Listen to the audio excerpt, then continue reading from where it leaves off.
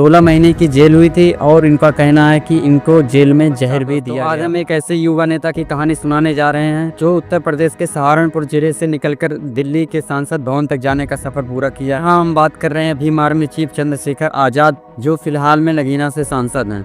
इस वीडियो में हम जानेंगे उनकी संघर्ष भरी कहानी के बारे में। चंद्रशेखर आजाद का जन्म 3 दिसंबर 1986 को उत्तर प्रदेश के सहारनपुर जिले में हुआ।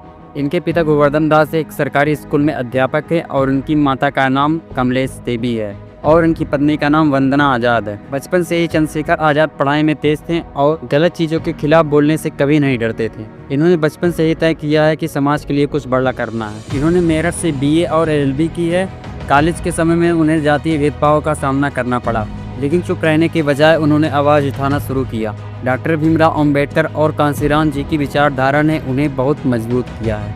यहीं से उनका असली मिशन शुरू हुआ। 2006 की बात है। एक बार इनके फादर ने इन्हें बुलाया और कहा, अपने दोस्तों को लेकर आ जाओ। जब चंद्रशेखर आज़ाद अपने पिता के पास अपने दोस्तों को लेकर गए तब उन्होंने उनको एक लाठी दी और उन्होंने कहा, आज रविदास जी की शोभा यात्रा है और पुलिस ने परमिट नहीं दी है, इसकी जिम्मेदारी तुम्हें लेनी है और शोभा यात्रा को अच्छे तरीके से सफलतापूर्वक निकालना है। अगर शोभा यात्रा सफल होती है तो आगे शोभा यात्रा निकलेगी, नहीं तो आज के बाद नहीं निकलेगी। चंद्रशेखर अपने दोस्तों के साथ वहां खड़े रहे और शोभा यात्रा को अच्छे से निकाला। भीम आर्मी का गठन। भीम आर्मी भारत एकता मिशन भारत में एक अम्बेडकरवादी और दलित अधिकार संगठन है।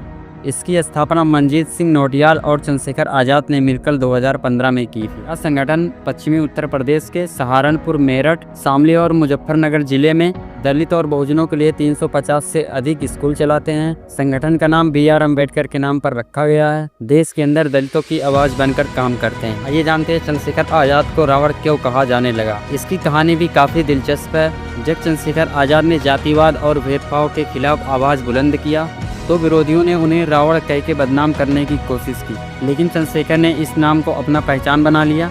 विरोधी इनसे डरते हैं और समर्थक इनको मानते हैं।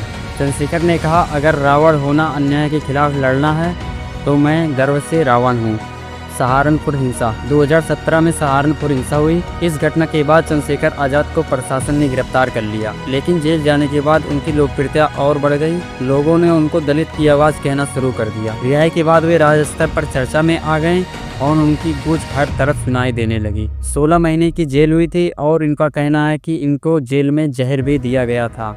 2024 लोकसभा में इन्होंने नगीना से चुनाव लड़ा और जनता ने इन्हें भारी मतों से जिताकर सांसद भवन भेज दिया।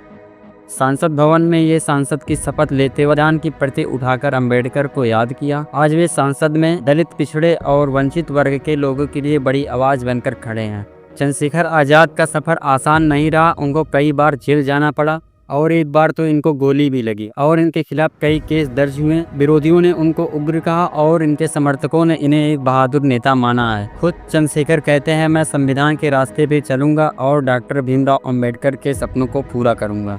आज चंद्रशेखर आजाद संसद में जनता की आवाज़ उठा रहे हैं। उनका फोकस है शिक्षा, रोजगार और सामाजिक न्याय पर। उनकी पार्टी आज़ाद समाज पार्टी पूरे देश में धीरे धीरे फैल रही है। कई लोगों का मानना है कि धीरे धीरे ये भारत की राजनीति में बड़ा चेहरा बन सकते हैं। ये एक छोटी सी कहानी थी चंद्रशेखर आजाद उर्फ रावण की, एक छोटे से गांव से निकलकर संसद तक पहुंचने वाले नौजवान की, जो लाखों युवाओं और वंचित समाज के लिए प्रेरणा है। क्या आपको लगता है चंद्रशेखर आजाद आने वाले समय में भारतीय राजनीति में बड़ा बदलाव ला पाएंगे? हमें ज़रूर बताएं।